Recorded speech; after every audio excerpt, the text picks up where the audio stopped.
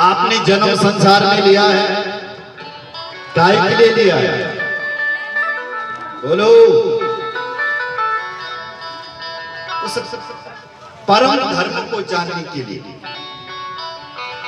उस परमात्मा को जानने के लिए।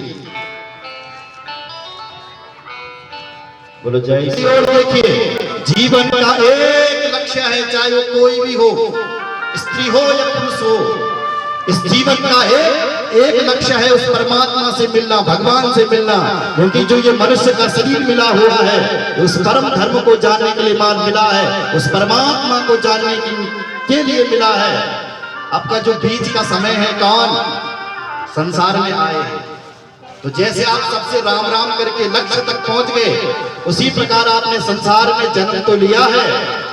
जिन माता पिता ने आपको जन्म दिया, उनकी सेवा करो।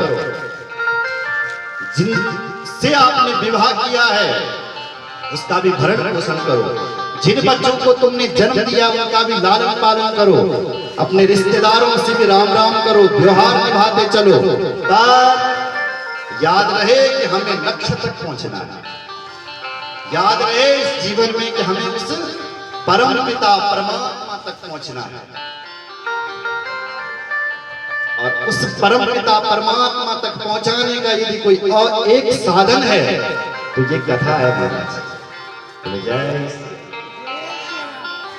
और वही इस परम पिता परमात्मा तक पहुंचाने के लिए ही ये शिव पुराण की कथा हो रही है। सुंदर, उस परम धर्म को जानने के लिए ही ये कथा हो रही है।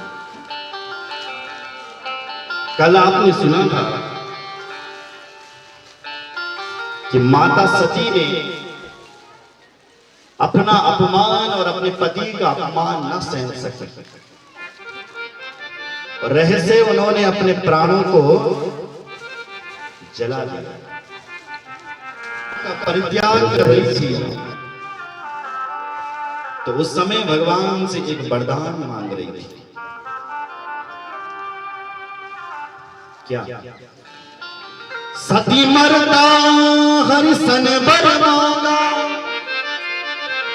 जन्म जन्म शिव पद अनुरागा। सती मरदा हरिसन बर मांगा, भगवान से वरदान लिया कि हे मेरे भगवान,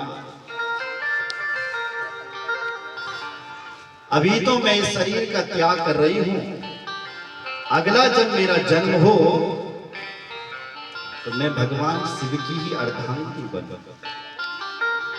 मेरा जब भी जन्म हो प्रभु, मैं शिव जी की प्राण प्रिया बनूं। इतना कहकर के उन्होंने अपने प्राणों का परित्याग कर दिया। इसी कारण से हिमाचल जी के घर में उनका जन्म हुआ। ऋषियों ने पूछा, गुरुदेव आप ये बताइए कि वो किसकी बेटी बनी? बोले हिमाचल जी की बेटी बनी। बोले ये हिमाचल कौन हुई है? बोले ये भारत माँ का मुकुट है, हिमालय। हिमालय क्या है? बोले भारत का मुकुट है।